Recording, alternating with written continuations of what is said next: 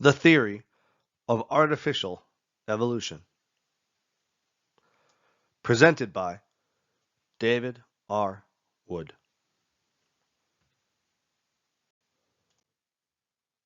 Quote, we meet with this admission in the writings of almost every experienced naturalist, or, as Milne Edwards has well expressed it, nature is prodigal in variety, but niggard in innovation. Why, on the theory of creation, should there be so much variety and so little real novelty? Charles Darwin on the origin of species. Charles Darwin's theory of natural evolution only expressed half the pattern of evolution unconcealed by the ancient Greek philosophers. The greatest minds in history, Parmenides, Heraclitus, Socrates, Plato, and Aristotle, were also in the process of unconcealing a second distinct pattern of evolution.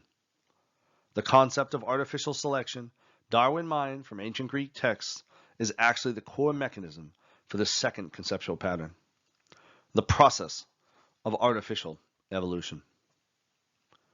The process of artificial evolution by means of artificial selection is an artificial variation of the process of natural evolution discovered by Darwin.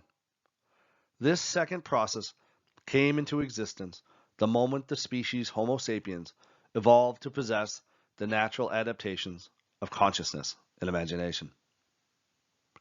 From that moment forward, Homo sapiens began to develop artificial adaptations, i.e. fire, spears, cultures, farming, strategy and tactics, systems of government, clothing, etc., that artificially extended our phenotype individually and organized us for cooperation at the group level. This provided our species with unlimited evolutionary possibilities, which enabled us to adapt to every natural ecosystem on Earth. My newly published book, On the Origin of Artificial Species, now fully documents this historic scientific discovery. However, I am not the first to perceive the pattern of artificial evolution. Below are scientists who express the process of artificial evolution in rough terms. Quote, but if on the other hand, art, artificial adaptations, imitates nature, natural adaptations, and it is the part of the same discipline to know the form and the matter up to a point. If this is so, it would be the part of physics, study of the world, also to know nature, evolution, in both natural and artificial, its senses. Aristotle, Physics. Quote, as humans became increasingly reliant on culture, artificial species, changes, artificial adaptations, that enabled them to cooperate effectively, changing social patterns, artificial instincts, changing social technologies, artificial structural adaptations, changing social goals, concepts. They became increasingly able to replace genetic evolution, natural evolution, with cultural evolution, artificial evolution.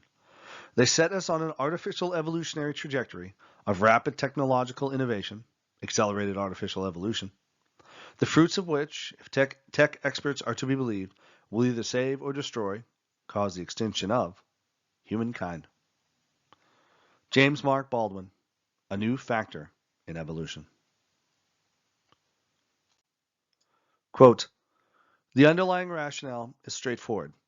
As natural evolution has produced successful life forms for practically all possible environmental niches on Earth, it is plausible that artificial evolution can produce specialized robots for various environments and tasks.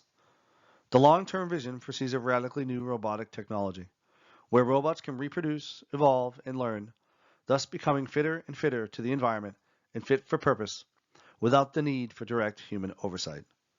Admittedly, this sounds like science fiction, but pioneering work done in academic labs worldwide at the Vrije Universiteit Amsterdam is making it more and more science and less fiction.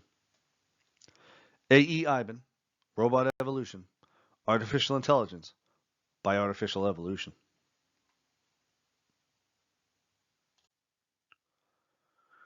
These three artificial evolutionary scientists have never met or spoken to each other.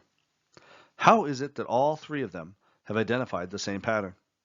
It is because, as I have said in my new book on the origin of artificial species, evolution is the only game in town.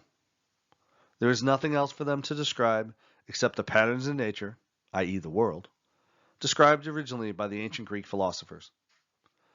It is so obvious once the artificial perceptive constraint on your thinking is removed. Evolution doesn't just apply to natural things, but also to everything humanity has created artificially with our imagination. It is that simple. There is a second pattern of evolution. This second pattern is just an artificial variation of the natural pattern. As usual, Albert Einstein predicted my discovery would be this simple when he stated, quote, "Most of the fundamental ideas of science are essentially simple and may, as a rule, be expressed in language comprehensible to everyone." It is that simple. Our species has been operating and competing in the same evolutionary conditions as all other species. Once we gained consciousness and imagination, we brought into existence an artificial variation of the pattern of natural evolution. We literally adapted the pattern of natural evolution to produce artificial things and become the keystone species of the entire planet. The discovery of the second pattern of evolution now finally completes the theory of evolution, both natural and artificial, and completes the work of both the ancient Greek philosophers and Charles Darwin, thereby ending the search for these patterns in nature begun over 2,000 years ago. It was a simple idea expressed by Darwin himself that led me to this historic scientific discovery. A concept Parmenides must have pondered once on his porch in the ancient Italian city-state of Ilia. I will fittingly let Charles' idea have the last word on the completed pattern of evolution, both natural and artificial. Quote, "We meet with this admission in the writings of almost every experienced naturalist, or as Milne Edwards has well expressed it, nature is prodigal in variety, but niggard in innovation. Why, in the theory of creation, should there be so much variety and so little real novelty?" Why indeed, Charles? Why indeed?